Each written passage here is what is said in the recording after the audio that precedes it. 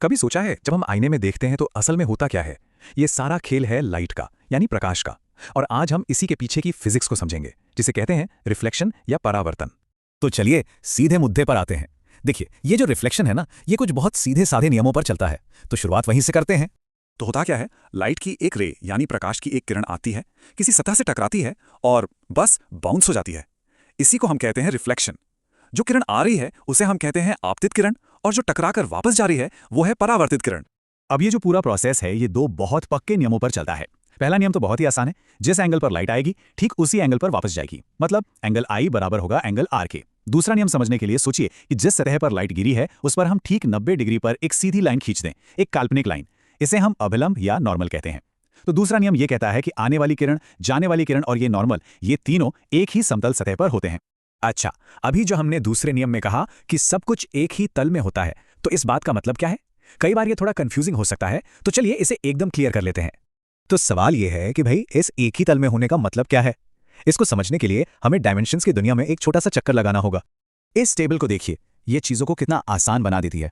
1D यानी एक सीधी line, जैसे कोई गाड़ी सीधी हाईवे पर जा रही हो। 3D मतलब खुली जगह, जिसमें लंबाई, चौड़ाई, ऊंचाई सब हो, जैसे आसमान में उड़ती पतंग।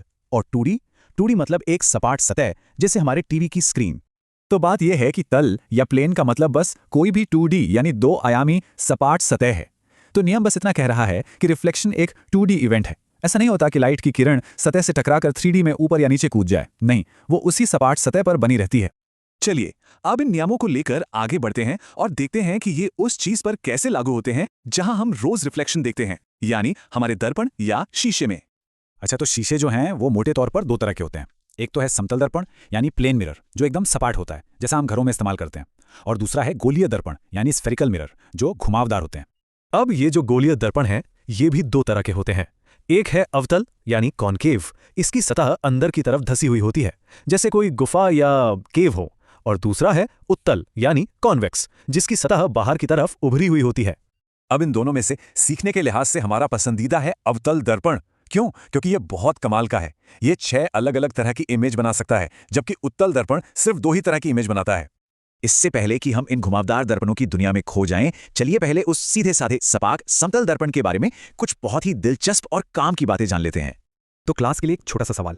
मान लीजिए कोई चीज एक प्लेन मिरर की तरफ v की स्पीड से जा रही है, तो शीशे में जो उसकी इमेज है वो कितनी तेजी से उसकी तरफ आती हुई दिखेगी? इसका जवाब है 2v यानी 2 गुनी स्पीड से। अब सोचिए क्यों? क्योंकि जब आप शीशे की तरफ बढ़ते हैं तो आप भी चल रहे हैं और आपकी इमेज भी आपकी तरफ आ रही है, तो अब दोनों के बीच की दूरी 2 गुनी तेजी से कम हो रही है ना? एक और सवाल, अगर किसी h हाइट की चीज को, मान लीजिए किसी इंसान को, शीशे में अपना पूरा शरीर देखना हो, तो शीशे की कम से कम हाइट कितनी होनी चाहिए?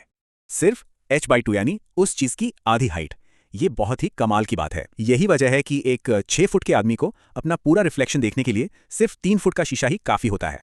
और कुछ जरूरी बातें याद रखने वाली, क्योंकि समतल दर्पण एकदम सपाट होता है, वो लाइट की किरणों को कहीं एक जगह इकट्ठा नहीं करता।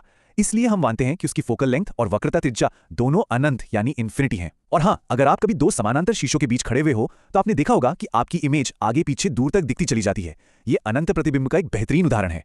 तो हमने देखा कि प्लेन मिरर तो काफी सीधा साधा है, लेकिन वो जो घुमावदार अवतल और उत्तल दर्पण हैं, जो इमेज को बड़ा, छोटा या उल्टा भी कर सकते हैं, वो आखिर काम कैसे करते हैं? उनका राज 4 खास नियमों में छिपा है। तो सवाल यह है कि वो 4 नियम कौन से हैं? ये एक ऐसा सवाल है जिसका जवाब हम अगली बार जानेंगे।